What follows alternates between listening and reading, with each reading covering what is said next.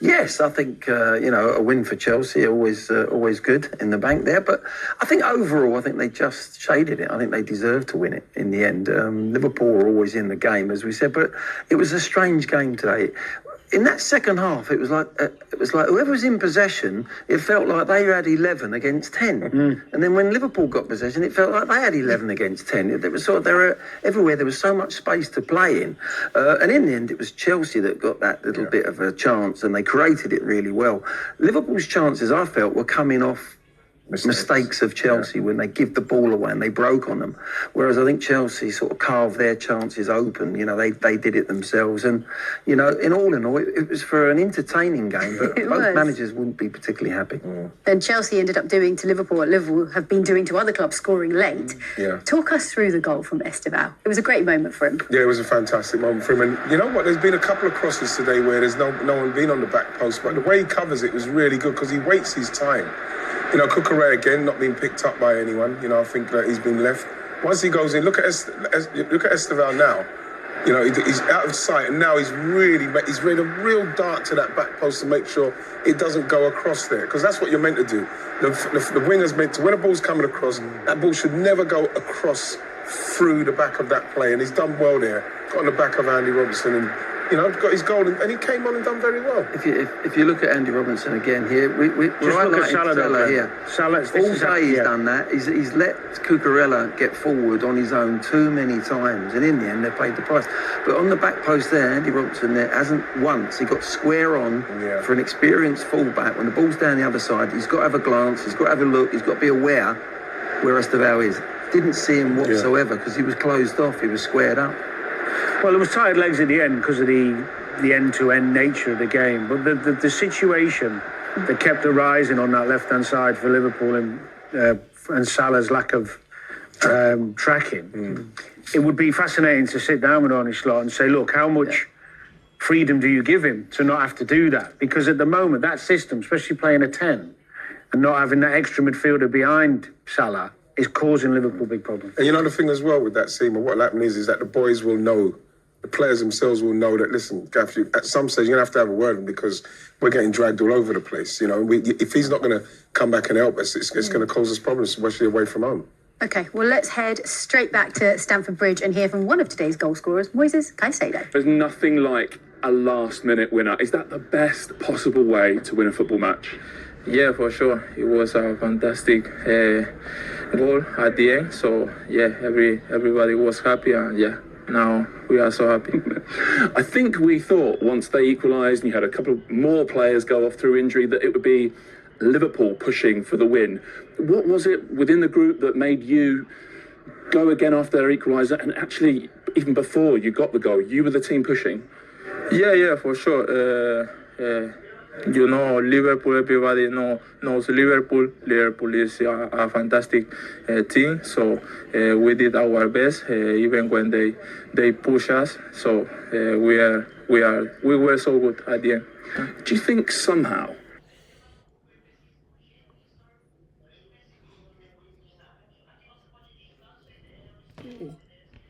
injuries you've had, the problems in the last few weeks, like the red cards, the results, somehow that's brought you closer?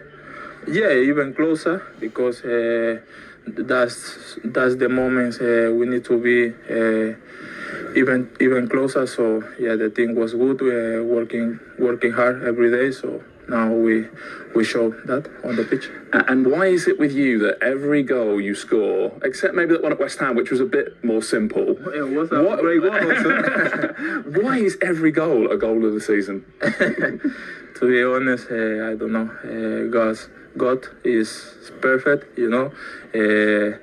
everything is for him. So yeah, I had the opportunity to shoot and I did it. Yeah. And did you know, was it one of those, the second you hit it, you start celebrating, you don't even need to see it hit the net? Yeah, for sure. When I shot, I knew the ball is gonna go in. So yeah, it was a fantastic goal. And we remember a couple of summers ago, you could have been red, you could have been blue, you had the choice to make. So was the goal, and is the win even more special because it's against Liverpool? No, it was a great goal, but nothing for Liverpool. I'm here, enjoying here, so yeah, I'm doing so well. That's the most important. Should I let you go and celebrate with your teammates and give you this Player of the Match award first? Thank you very much. Well played. And a well-deserved Player of the Match award there, because he was fantastic. He's been outstanding actually this season. 3 goals in 7, and his goal was pretty special today, wasn't it, Glenn? Oh, it was special, wasn't it? Beautiful. I mean, it doesn't matter any game of football, even if it's Sunday morning. That top corner goal, when it's hit like that, it's just special, isn't it? This is a lovely first touch from him. There's space to eat up. He eats it up. He sets himself beautifully, and it goes in like a rocket. Beautifully struck across the ball, and really, really fabulous goal. Yeah, that's the Liverpool players following the ball and leaving that space. Struggled today, I think, with the rotation of Chelsea and the problems down that left. There was lots of space, unlike the team of last season. And what a goal. I mean, the centre-halves, yeah, we could question that. I mean, We've got to say the goal, mate. Ultimately, that is a strike that very few people would stop. And he's been terrific, Caicedo. He deserves great credit because he started quite slowly his Chelsea career. And he's become their best player. Do you think that sorry, Ian? No, I was just going to say, it's just, I love when it hits the net. It's not dipped in, is it? That way, real clean. That's It's clean, yeah. clean strike. You can tell the ball's not spinning too much. He's caught it perfectly. We have to give him credit for that. Yeah, I think they suffered a little bit when Fernandes and him couldn't play together. A lot of Chelsea fans friends of mine go every week, and they said he's not the same player as he was at Brighton. And slowly but surely, they've released Fernandes a little bit further up the pitch, and he's sort of gone, oh, right, this is my domain. Yeah. I'm going to look after this. This is what I normally do. He's been brilliant. He's been absolutely brilliant on the ball and off the ball. Do we have to credit Chelsea as well, given the fact that they've had so many injuries? I think 9 injuries or 8 injuries plus a couple of suspensions as well. But to have so many players out and to still be able to beat Liverpool is something. Yeah, because Liverpool are the champions, and they proved that last season how good they were. I know it's a different team he's got now. But like, you have to say that Chelsea get a lot of credit simply because you could see that it's a Liverpool side that you can get at. There's spaces, there's holes, there's players not playing very, very well. They've not quite gelled. I don't think the fullback situation with Liverpool is an upgrade on what they had before in respects of Andy Robertson and Trent. I think that's something that they're going to miss, in respects of the Kirkes and maybe Frimpong, what's going to happen. So that once they get that sorted, the midfield at some stage, you have to feel at the moment it's not quite working. With what's going on, Salah, with his lack of tracking back, and up front, Isak's got to get himself going. Wirtz has got to get. So there's a lot of things that still need to like boil up properly in the pot, and so they can start doing what they need to do. Well, you've teamed me up nicely. Disappointing to lose, and disappointing to lose in that manner, in that moment of the game as well. But what about the performance that went with it? The kind of the underlying performance that your team gave. What did you make of that? I think there were 2 very good teams on the pitch today. First half, unfortunately for us, their first chance and the only chance they had in the first half, if you can look at it as a chance, it's a shot from 20 yards, goes into the top corner. We created 3 open chances, Milos, Dom and Alex with the header. But I felt the game was equal. Maybe in ball possession they were a bit stronger than us. Second half we started off really well. It wasn't a surprise to me that we scored the 1-1. I think in that period of time I felt as if we could go 1 up. And the last 10 to 15 minutes it was an end-to-end game, if you say, as you did over here. So it just goes both ways, and we had chances to win it, they had chances to win it. And in the end, again, we concede in the last second goal. It's something you mentioned in your press conference on Friday, actually. For so long, for so many months, you've been on the right side of the margins, and suddenly you find yourselves on the wrong side of those margins. What are the little things? Is that confidence form? What are the little things that have suddenly turned these tight games against you? First of all, the opposition we face. So last season we lost against